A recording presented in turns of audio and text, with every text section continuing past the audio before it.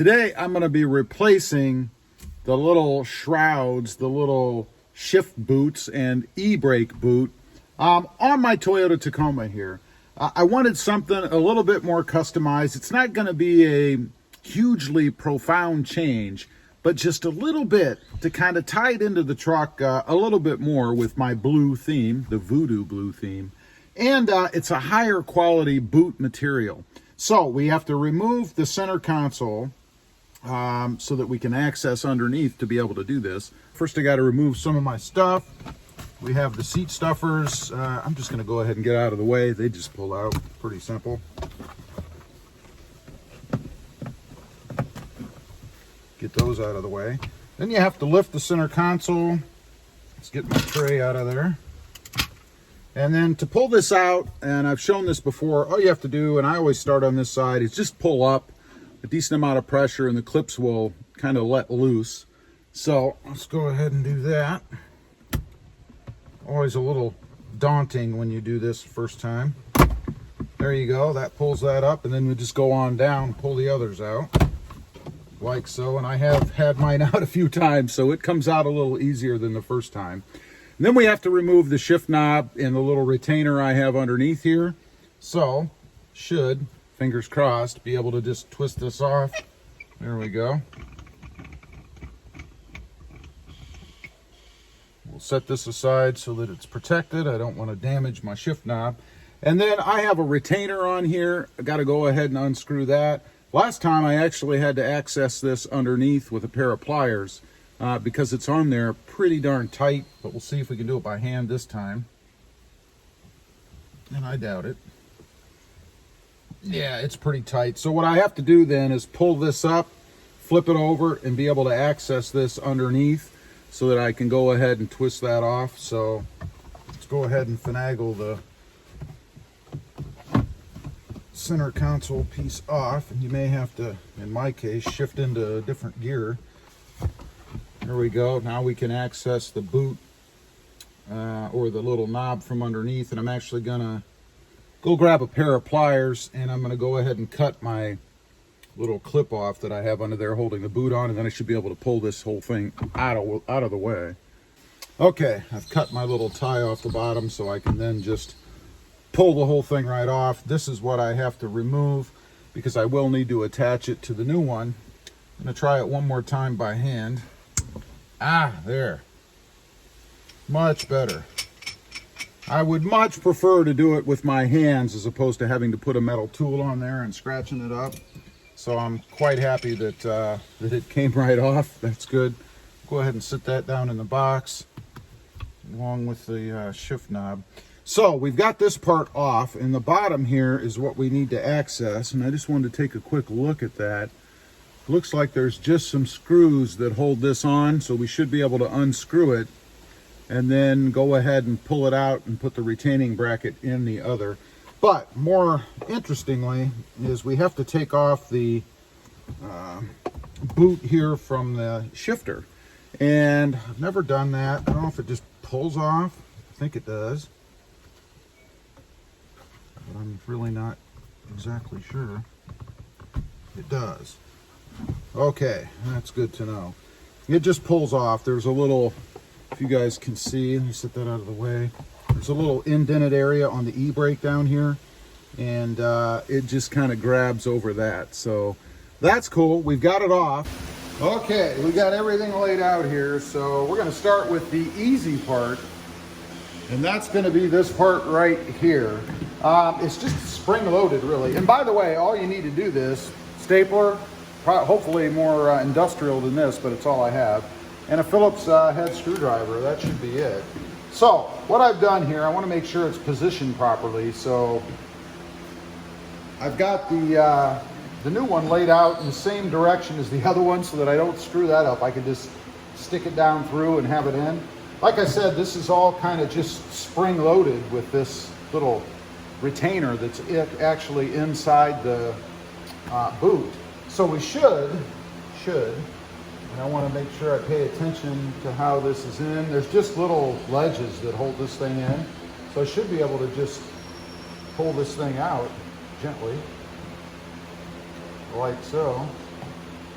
And that's it. And it just comes out that easily. Not too complicated. Now the new one should just slide down in, and then we'll want to feed it into these slots, just like the other one was. But I'm going to go ahead and finagle this in. I'm not going to keep you in camera while I do that, but you get the gist. It just pushes down in these little holders. Then we'll come back on and move on to the next part. Okay, we've got the old one out, as you saw, and the new one is in. Looks pretty good to me. Just a matter of finagling this little bracket in here. It's not too difficult to do. It is just spring loaded, so pretty simple. Now, we're going to tackle the Big Daddy. The shift boot here. First of all, I want to make sure, hopefully, that I have it the right direction. And I don't know if it really matters, actually, because it looks like it'll go any way. I don't know. Let's pull it out just to take a look at it. Make sure that we have it the right way. And I'm sure there is some sort of direction about it. Looks to me like maybe about like that. The good thing is it has a notch on one side and no notch on the other. So I'm hoping that means it's going to line up with the way that the original is. We'll see. So let's go ahead and take the screws out. Looks like there are, maybe supposed to be 6 of them. A while back when I did a video, I found a screw laying inside of the shift area on the Tacoma, and it appears that screw is what's missing right here. So it's actually missing a screw. So I'll see if I can find that. Hopefully I can, and go ahead and replace it, but something I didn't know. Let's go ahead and get these screws out. All right. See if it just drops out of there. I'm hoping. There are little pins. You want to be careful. Little pins right here are little push things that you got to work your way around. So gently, I hope. Yeah, you got to be real careful. You can feel them wanting to bust off of there, and that would be a bad thing. So let's go ahead and push those. Missing. Oh, there we go. All right, so we've removed that piece. So what we have to do now, there are staples in here, and I'm not sure how they fit a stapler down in there to do that. I don't think mine's going to work. Yeah, so I won't be able to staple it in like that unless I can remove these staples and somehow reuse them, and that's exactly what I'm going to try to do. Okay. Little tip for you. I did get all of the staples out of there, and there is a ring right here that actually goes around the inside of the retainer on the shift column area that comes out. So I didn't necessarily have to pull all those staples. I did, so good for me, I guess. But I've got it secured. So far, it's a really good fit. I'm impressed with it. It has holes already put into this shift boot, so you really can't screw up the positioning. It only fits one way. But you go ahead and put it around these little nubs that are on here. And then we're going to go ahead and re-staple it, if I can, back around the edges like so. And hopefully my stapler, just a little desktop, is sturdy enough to do that. I don't know. Okay. I was not able to use the staples because, frankly, I just could not get them in the holes. But what I did use was just some double-sided tape because this is going to be held in by the brackets and everything anyway on this thing, sort of. It shouldn't come out. It's going to push against the edges when it's inside this retainer. So it's just enough to hold it into place, and it should give it some good holding power anyway, because this double-sided tape is phenomenal. But now all we have to do is feed it back in here, and it should go this way, I believe, and secure it back down with the little clips that this thing has in it, which should be pretty easy to do, I think. So I'm going to go ahead and secure it in here, and then we'll be ready to put it back inside the center console piece. Okay, we've got it all put back on. You guys can see right here. I did not find my other screw, but I was able to find one that works right here, so that's all good. This is what it looks like so far. It is just a subtle change. You guys now may be able to see, if the camera picks it up, the blue or Voodoo Blue stitching in the boot, and that's what I was going for. So next step is to go ahead and get my retainer in here so that I can hold this thing down against the shift knob and make it all nice and factory looking. Now, for anybody that doesn't know how to do this, this is the little, I'll call it a retainer for the shifter. And what you do is you turn this thing inside out, and then with it inside out, you simply zip tie it right around this little groove here, and that's what holds it in place. That's actually how it's done on the factory knob. So I'm not doing anything different than the way that the factory retainer comes. So just turn this thing inside out. Easier said than done, right? It's nice and stiff. I like that. Turn it inside out like so, and then you're going to put it in this way, down below obviously, so you can zip tie this against it. And then when you pull it through, and you can't see it there, but you'll have a nice finished edge right around this little knob that you can then just screw right back on. The one thing I'll caution you about, you want to make sure that you don't zip tie it so tight, and I haven't had this problem yet, that you can't twist this thing back on, obviously, when you want to put it back in the truck. So we're going to go ahead and do that next. Okay, full disclosure, when I put this piece here back on, I had actually screwed the screws through the inner bracket as I showed you guys earlier. That was wrong. You have to put this back on, and then you screw through the bracket here, or the center console piece, into the inner, or through the inner bracket into the top part of the shift area.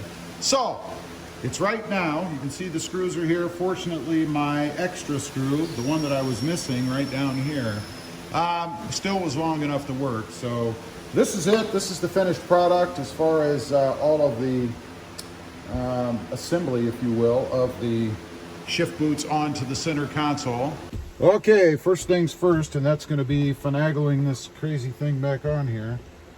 Okay, it's all about angles. You want to put it over the shift rod first, and then you can scoot the e-brake on. So that's kind of the key, if you will, there to doing that. I'm going to go ahead, just sit it in position, and I'll pull the e-brake down here in a minute. But my biggest concern is getting the little piece I have here screwed back on, and it does turn underneath the shift boot, so we should be okay. Let's give that a shot here. I think we're about there on the collar, and that'd be the right term. This is the collar. All right, so we've got that on. I'm going to go ahead and see if I can't snap this thing gently back into place, because I think we're golden as far as that goes. Takes care of that.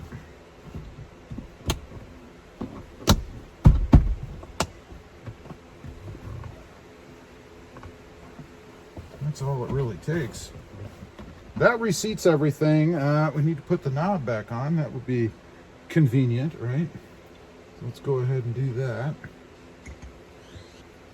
Again, you don't have to kill it. And that's it. That's twist this around a little bit. There. That's never going to go anywhere. It shouldn't. And that gets the seams lined back up down here in the corners, which is what you want. And all golden. Now, big question is this as long as the other one? It doesn't look to be as bulky as the other one was. So how is it in the gears? You got first. Oh, that was reverse. First, second, third, fourth, fifth, and sixth. It's a little tight on sixth, to be honest. Not that it's a big deal, but it is a little bit tight on sixth gear. You can see it's kind of stretched right here. Might loosen up a little bit. It's not so tight that it's, I mean, there's a little bit of play in it, so it's not really pulling on it like crazy, but that's why the boot is a little bit less here, which I like. The other one was like some big massive blanket here, so this is even a little bit better. The e-brake, I do wish this fit a little bit tighter, to be honest. But that's it. That's the final install. That's what it looks like. And I know you guys probably can't see the contrasting stitching in here, or the blue stitching, because of the lighting. In the sunlight, that will really pop in here, I think. You'll be able to see the glimmers of the blue, and that's all I really wanted. Just a little bit of highlight in here, not necessarily some bright beaming blue. So I think it came out pretty good. I'm pretty happy with it. The install, to be honest, wasn't that bad. Just take your time, and it's really pretty easy to do.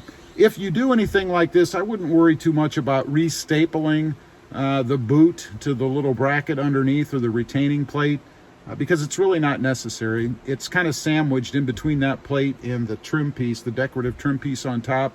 That's going to hold it in place. I think the only reason you need something to hold it is just while you're assembling it, so the shift boot doesn't pull away. That's it. And double-sided tape takes care of that. Anyway, leave a comment down below. Let me know if you ever changed one of these before. First time for me, and went pretty good, I think. I'm pretty happy with it. Also, if you haven't and you're interested, check out my other channel. It is RobMotion, all about my 2020 Jeep Gladiator. It's sitting outside.